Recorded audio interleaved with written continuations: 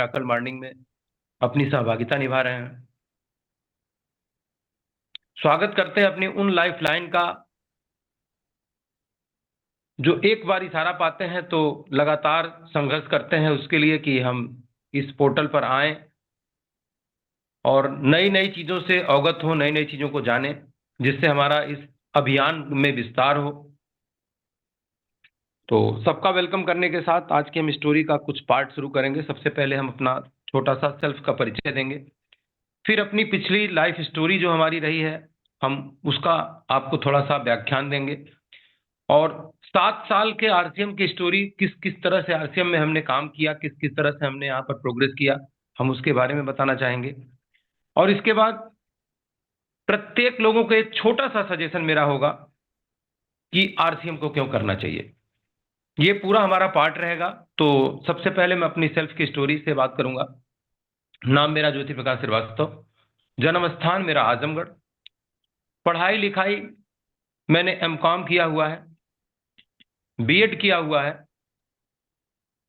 सारी पढ़ाई लिखाई के बाद एक मन में इच्छा थी कि फादर हमारे ट्रेजरी अफसर थे, तो मैं भी कुछ ऐसे ओहदे पर जाऊं जिससे मैं भी अपने जीवन में कुछ इनकम का जरिया बनाऊं। लेकिन व्यक्ति जैसा सोचता है वैसा होता नहीं। मैंने पढ़ाई लिखाई किया, स्ट्रगल किया, लेकिन लास्ट में जो कहानी सबके साथ होती वही कहानी मेरे साथ भी हुई। सब कुछ करने के बाद मेरी स्थिति वही रही जो सामान्य लोगों की होती है। मैं औरों से अलग नहीं हो पाया, क्योंकि जीवन में कुछ अलग तरीके का लिखा हुआ था। जीवन में कुछ अलग काम करने के लिए लिखा हुआ था, जीवन में कुछ अलग तरीके से बनने के लिए लिखा हुआ था। तो मैं उन जगहों पर जाके परमात्मा ने मुझे नहीं फंसाया जहां से लोग अपने को फंसा हुआ महसूस करते हैं। वो चीजें मैं आपको डिस्क्राइब करूंगा आज। कहानी आगे मेरी चली। मैं धीरे धीरे धीरे धीरे प्रौढ़ावस्था में गया, बड़ा हुआ।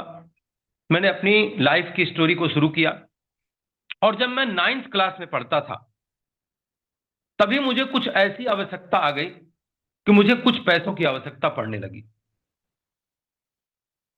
मैं बहुत ज्यादा क्रिकेट खेलता था, प्लेइंग क्षेत्र में थोड़ा सा मैं बहुत ज्यादा इंटरेस्ट रखता था। तो उन चीजों की पूर्ति मैं अपने घर से नहीं पाता था। तो मैं सोचा कुछ अगर साइड से मेरे पास पैसा आता रहेगा तो मेरे कपड़े, मेरे जूते, जो भी मेरे स्पोर्ट्स के ड्रेस लगते थे, वो सारी अवेलेबिलिटी मेरे फादर से मेरी नहीं हो पाती थी, क्योंकि मेरे फादर, हम लोग 3 भाई और 2 बहन थे, दादी दादा थे, मम्मी पापा थे। फादर एक कमाने वाले थे, शहर में रहना पड़ता था, यानी वहां पर गेहूं चावल भी लेके खाना पड़ता था।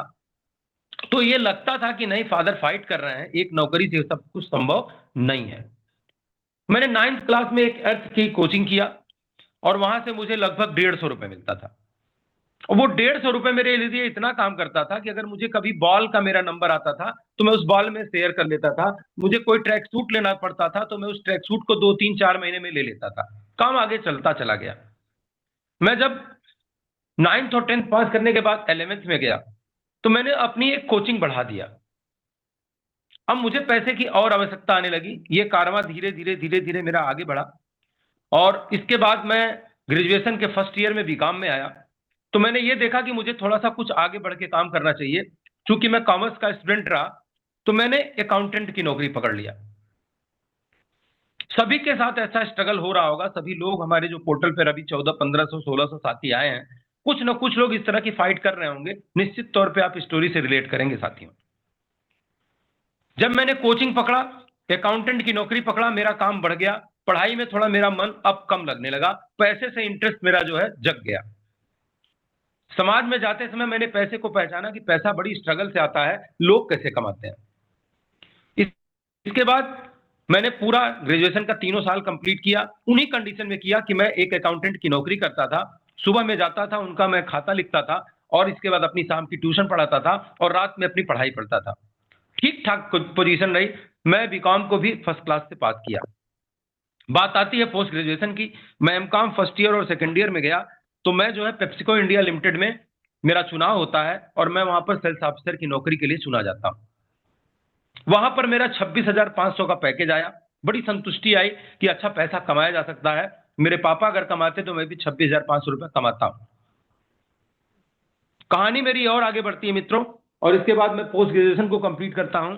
इसके बाद 99 से लेके और 2009 तक मैं सुपर बासमोल और एक अपनी दुकान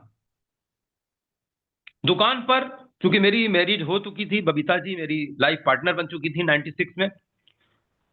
उम्मीदें सबकी बहुत बड़ी थी कि लड़का अगर इंटेलिजेंट है तो कुछ कमाए खाए तो बढ़िया होगा। तो मैंने कंपनी में पुनः ट्राई किया, तो मुझे सुपर बासमोल में फिर से सेल्स ऑफिसर की जॉब मिली और मैं वहां पर आया, वहां पर जॉब किया। लेकिन उस जॉब से मुझको संतुष्टि नहीं थी, मैंने तुरंत एक कॉन्फेक्शनरी की शॉप डाल दिया,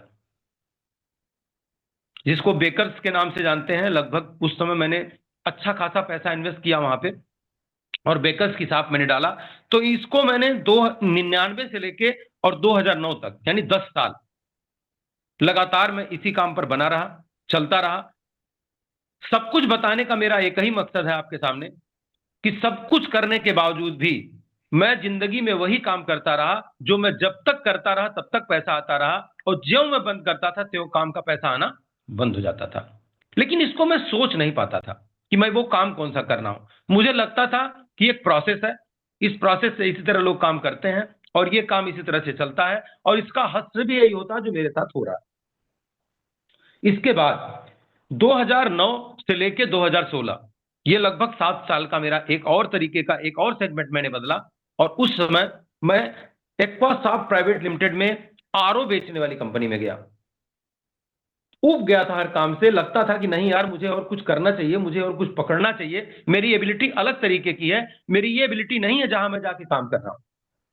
तो मैंने 2009 में एक इंटरव्यू दिया, और उस इंटरव्यू का मैं बयान इसलिए करना चाहता हूं कि इस पोर्टल पर जो भी मेरे साथी हैं, मैक्सिमम कुछ ऐसे साथी हैं जो मुझे उस जगहों से जानना शुरू कर दिए। एक्वासॉफ्ट की मेरी नौकरी लगी और आरओ मैंने 26,000 आरओ लगभग 9 जिलों में मिला के लगवाया। एक रिमार्केबल फिगर थी मेरे पास, और उस आरओ की कंपनी में मैं 1800 पर यूनिट पर गया हुआ था, क्योंकि मैं बिस्किट नमकीन बेचने वाला आदमी था। जब मैं इंटरव्यू के लिए गया तो मुझे वो चूज करते समय यही बोले कि आप ऐसी प्रोफाइल इस कंपनी में आ तो गई है, बट बहुत लंबे समय तक सर्वाइव कर पाओगे ये पता नहीं है। तो मुझे भी लगा कि इट मे बी पॉसिबल कि ऐसा हो सकता है कि मैं दिखने में अलग लगता हूं, स्किल मेरी बहुत अच्छी नहीं हो। लेकिन स्किल मेरी बहुत अच्छी थी। मैं आरओ कंपनी में जिस दिन पहली बार गया, 15 अगस्त 2009 को, पहले दिन ही मैंने एक यूनिट बेचा, और मेरे साथ मुझको जो लेके गए थे, हम दोनों ने 950 का बंटवारा कर लिया। लेकिन मेरी कंपनी का जो बॉस था वो मुझको बात करता था, दूसरे दिन मैंने फिर आरओ बेचा, तीसरे दिन मैंने फिर आरओ बेचा। तो वो समझ गया बात को कि लड़का जो दिखता है वो अलग तरीके का है, वो है नहीं। उसने मुझे सेल्स एग्जीक्यूटिव पोस्ट का ऑफर दिया कि आप जो है सेल्स एग्जीक्यूटिव बन के आओ और मैं आपको 1800 पर यूनिट दूंगा। मैंने कहा ओके सर, कोई बात नहीं, ये मेरे लिए खुशनसीबी है। यकीन मानिए मित्रों, 2009 से 2016 लगभग 7 साल का सफर था। मैं सेल्स एग्जीक्यूटिव से कारवां को शुरू किया, और लास्ट मैंने जब क्विट किया कंपनी को, तो मैं उस कंपनी में जोनल सेल्स मैनेजर था। और उस समय जो मेरा पैकेज था वो 79,500 पर मंथ मुझे आता था। एक अलग तरीके का मेरी जिंदगी हो गई, अलग तरीके का मेरा टेस्ट हो गया, एक अलग तरीके से मेरी जान पहचान हो गई, और 26,000 लोग जिनके यहां मैं मशीन लगाया था एक तरह से मेरे नोन हो गए। फिर भी मुझे नहीं पता चला कि यह काम तभी तक संभव है जब तक मैं कर रहा हूं।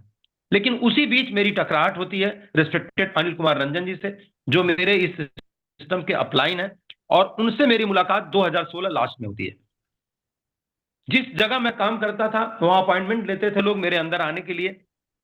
भैया से मेरी पहले से ही मित्रता थी।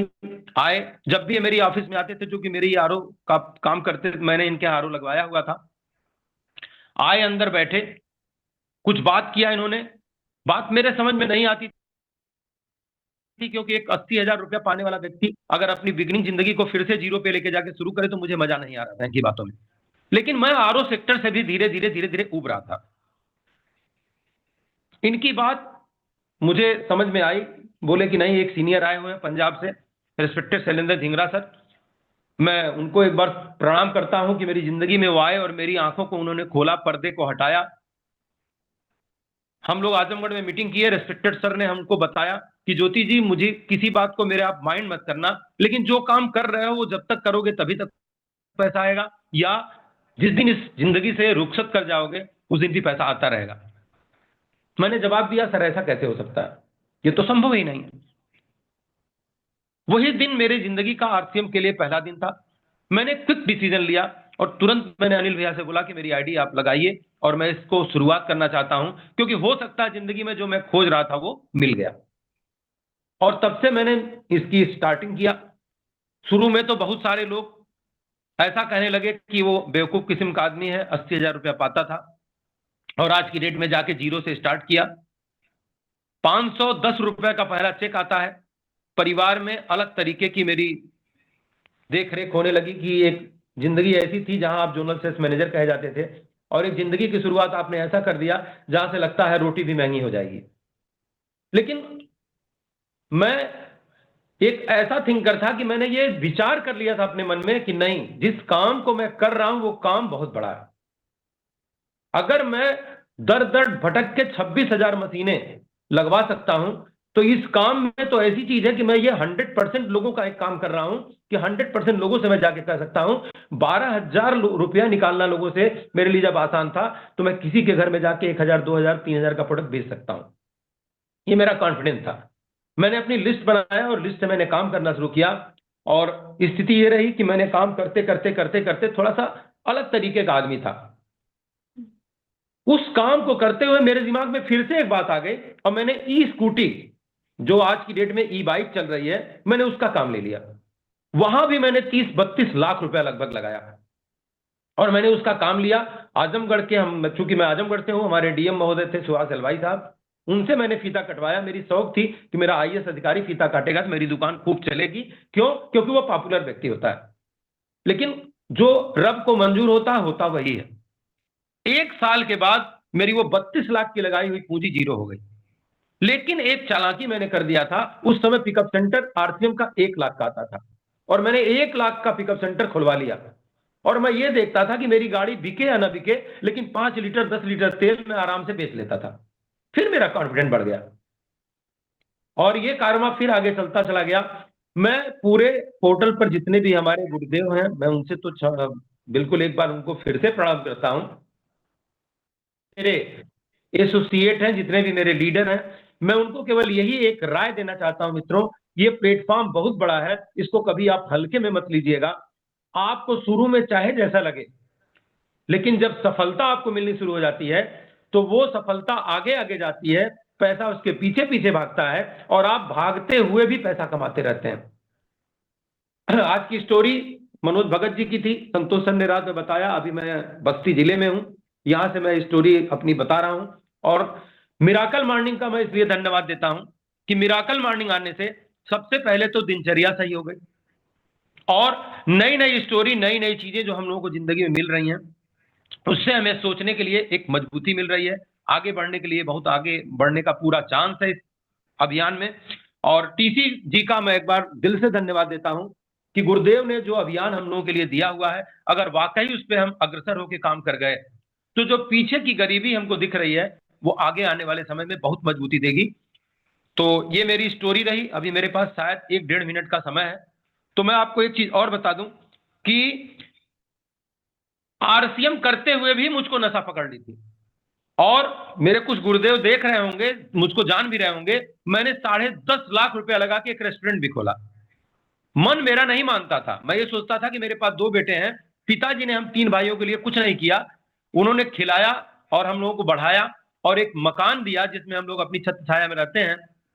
लेकिन मैं अपने बच्चों को बहुत मजबूती दे दूं, 10.5 लाख रुपए मैंने रेस्टोरेंट में भी गंवाया। एक अभी 54 साल मेरी उम्र है इस समय, और 54 साल की उम्र में लगभग 42-43 लाख रुपए मैंने पूरा मार्केट में ऐसे छीट दिया है कि वो आरसीएम का धन्यवाद देता हूं कि कभी मेरे दरवाजे पर कोई चढ़ के नहीं आता है, लेकिन मैं हर महीने उनकी भरपाई करता हूं। ये थैंक्स टू आरसीएम, कि अगर आरसीएम आज नहीं मिला होता तो हो सकता मैं आत्महत्या कर लेता, क्योंकि लगभग मैडम मेरी स्टार प्लेटिनम है, मैं स्टार पर्ल हूं। हम लोग ऑन एवरेज इनकम कम से कम लाख रुपए के आसपास का हर महीने में निकालते हैं, जिससे एक अच्छी खासी रिकवरी जो मेरे पीछे की डेफिसिट है उसको मैं कवर करता हूं। तो मेरा टाइम लगभग खत्म होता है, मैं अपनी बात को विराम देता हूं। लेकिन उस विराम से पहले मैं एक शब्द जरूर बोलना चाहूंगा कि यह छोटा मंच नहीं है आरसीएम का, छोटा अभियान नहीं है, इसको पूरी शिद्दत से आप करिए और इतना मन लगा के करिए कि हर काम इसके पीछे चले, आरसीएम सबसे आगे हो। धन्यवाद। Over to Kiran.